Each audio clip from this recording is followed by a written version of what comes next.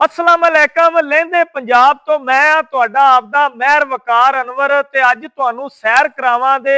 साबका दरियाए ब्यास दे किनारे अकबर बादशाह दे अकबरी डेरे दी जिन्नू 12 दरी भी कहा जांदा है ते इथों मेरे तो चंद जिहड़ी मिंटां दी दूरी दे उत्ते अकबर बादशाह दा अकबरी डेरा है ते ए जिहड़े रास्ते ने इन्हां दे उत्ते गुजरते असीं जावांगे ते तुहानू इस डेरे दी सैर भी करावांगे। इथों जिहड़ी हज़ारों एकड़ जमीन है वह भी वहावांगे जिहड़ी साबका दरियाए ब्यास दे आसे पासे पई हुई है ते इस तो इलावा अकबर बादशाह आपदी इस 12 दरी ते घोड़ियां दे उत्ते उस दौर दे विच किस तरह आंदा सी ते इत्थे आके शिकार भी करदा सी। हुण असीं अकबर बादशाह दे अकबरी डेरे ते भी आ गए हैं। इहनूं 12 दरी भी कहंदे ने ते तुहानू इहदे अंदर लैके जावांगे। इह वहावांगे उस दौर दे विच किस तरह इहनूं तैयार कीता गया है ते इस तो पहले एक और जिहड़ी गल है वह भी तुहानू वहावना बड़ा जरूरी है कि यह जिहड़ा अकबर बादशाह दा अकबरी डेरा है इहनूं किस तरह खजाना लुटण वालियां ने लुट लिया ते तुसीं वेखो किस तरह इहदे विच जिहड़ियां सरंगां ने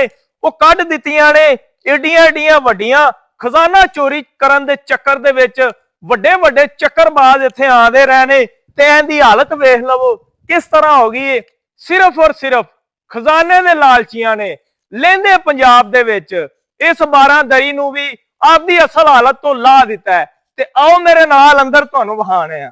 हुण तुहानू मैं जिहड़ी इहदी रेनोवेशन कीती गई है उस दौर दे विच वो वहावनी है कि किस तरह इनू खूबसूरत नक्शो निगार ला के ते जिहड़ा इनू बनाया गया फुल बूटे उस दौर दे विच इहदे उत्ते जिहड़े बनाए गए ने ए तुसीं वेखो किस तरह इहदे उत्ते गमले जिहड़े ने पौधे बनाए गए ने। ए जिहड़ा काम कीता गया अज दे दौर दे विच कोई पेंटर कोई बंदा कोई इस तरह का जिहड़ा काम है वो नहीं कर सकदा खूबसूरत तरीके दे नाल। उस दौर दे विच लहिंदे पंजाब दे विच ये जिहड़ी 12 दरी बनाई गई है लाहौर तो सिर्फ और सिर्फ चंद मिनटां दी दूरी ते ये 12 दरी है ते ए जिहड़ा इहदियां दीवारां दा उस दौर दे विच काम कीता गया है इनू सिर्फ और सिर्फ ए जिहड़ियां इहदियां खदाइयां कीतियां गईयां ने ए भी तुसीं वेखदे पए हो। इस तो इलावा ए भी तुसीं वेखदे पए हो इहदे अंदर आ गए अंदर इहदियां जिहड़ियां छत्तां ने इन्हां दी भी जिहड़ी हालत है बड़ी ज्यादा खराब कर दी गई है। सिर्फ और सिर्फ खजाना लुटन के चक्कर दे विच जिहड़े लालची लोग इत्थे आंदे रहे ने अज इहदी जिहड़ी तबाही है वो तुसीं वेख लवो कि यह जिहड़ी बिल्डिंग है किन्नी को महफूज है। यह जिहड़ा इहदे ते सोहना सोहना काम होया है अज दे दौर दे विच इहदे उत्ते कोई बंदा इस तरह का काम नहीं कर सकता। इस तो इलावा भी तुहानू वहाने आ ए वेखो इहदी जिहड़ी छत है ए जिहड़ियां इहदियां दीवारां ने अज दे दौर दे विच इस तरह दीयां दीवारां बनाउणा मुश्किल ही नहीं नामुमकिन है। इस तो इलावा इहदे जिहड़े 12 दरवाजे ने वो भी तुहानू वहावांगे कि इहनू 12 दरी क्यों कहा जांदा है ते आओ मेरे नाल। बादशाह ने इंदा 12 दरी ना क्यों रखिया सी ए वेख लवो। ए इहदे दरवाजे ने जिहड़े डबल साइड ते बनाए गए ने बड़े खूबसूरत दरवाजे ने। सिर्फ और सिर्फ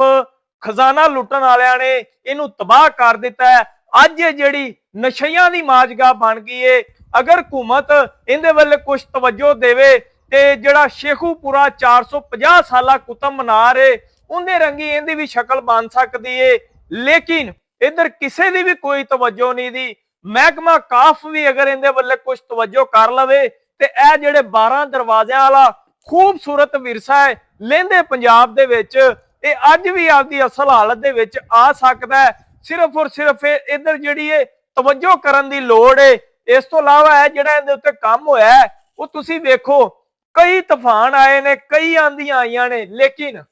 उस दे बावजूद ये जिहड़ी 12 दरी है अज भी आपकी असल हालत दे विच मौजूद है ते अज ये दूर तो एक डरावनी जगह लगदी है कि जिंदे विच भूत बंगलियां दा बसेरा है ना कि इत्थे जिहड़े लोग ने आंदे ने सैर वास्ते भी ये जिहड़ी जगह है बड़ी सोहनी है क्योंकि जिहड़ा साबका दरियाए ब्यास है वो भी मौजूद है। इस तो इलावा 100 एकड़ के करीब जिहड़ी जगह है इहदे नाल मौजूद है लेकिन इहदे वल्ले किसी ने कोई ध्यान नहीं दिता। इस तो इलावा तुहानू होर भी वहावांगे किस तरह ये जिहड़ी 12 दरी है इहदा सत्यानाश किया गया है।